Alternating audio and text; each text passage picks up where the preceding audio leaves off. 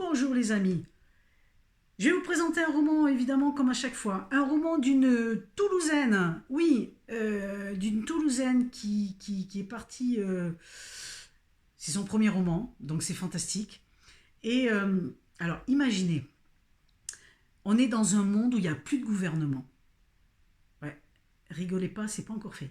Mais imaginez, c'est un roman, on est dans un monde où il n'y a plus de gouvernement, par contre ce sont les villes, entreprises qui gèrent tout. C'est-à-dire que voilà, elle vous loge, vous avez le job et c'est ça. Alors voilà, je vous laisse pas patienter. Le premier roman fabuleux de Juliette Kerjan, Le contrat sans fin. C'est le thème. En fait, ça commence comme ça, quoi. On est dans une ville entreprise et le héros de ce roman s'appelle Driss. Il a 31 ans, comme notre jeune auteur, dont c'est le premier roman, je rappelle, très important. Alors l'auteur, on va en parler de l'auteur. L'auteur fait des études de Sciences Po, rentre dans la vie active, et c'est pas vraiment son kiff, donc elle repart, bravo, elle repart faire des études littéraires, et voilà ce qu'elle nous sort. Premier roman, superbe, je me suis régalée, j'ai lu d'une traite, très bien écrit, très fluide, de l'intrigue, des rebondissements. Alors on s'y attend pas, hein, c'est super bien ficelé, c'est génial. C'est pas un polar, c'est 10 fois mieux. Ah ouais, c'est 10 fois mieux qu'un polar. Parce que là, vous avez une histoire qui est waouh, on s'attend pas à ça, quoi. Waouh, ah ouais.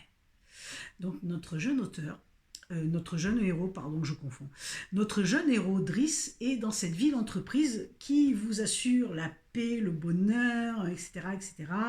Donc il travaille, il fait que bosser, 95%, il se repose jamais, il bosse tout le temps, et puis il gravit les échelons, et là on lui a donné une promotion dernièrement, et on lui donne un challenge, parce que dans cette ville entreprise où tout se passe bien, où tout le monde a des super résultats, il y a un service où ça bug. Et le service où ça bug, c'est les urgences. Bon, rigolez pas, c'est dans le parti médical, c'est les urgences. Ça rappelle des trucs, mais bon, voilà. C'est les urgences. Donc, il se rend aux urgences pour justement voir avec la responsable. Et il se trouve que dans cette démarche, il va être interpellé par la responsable qui fait un burn-out et qui lui dit une parole qui va déclencher plein de choses chez lui. Voilà. Et il va vouloir, il va chercher. Au début, il va se voiler la face, puis après, au fur et à mesure, voilà, il va vouloir comprendre, chercher, etc. Je vous en dis pas plus parce que c'est une merveille de découverte. Je vous garantis, c'est une merveille de découverte. Un super bouquin. C'est poignant, je l'ai dit, hein, c'est des chapitres magnifiques. Moi, je n'ai eu de cesse que de ne pas le lâcher jusqu'à la fin.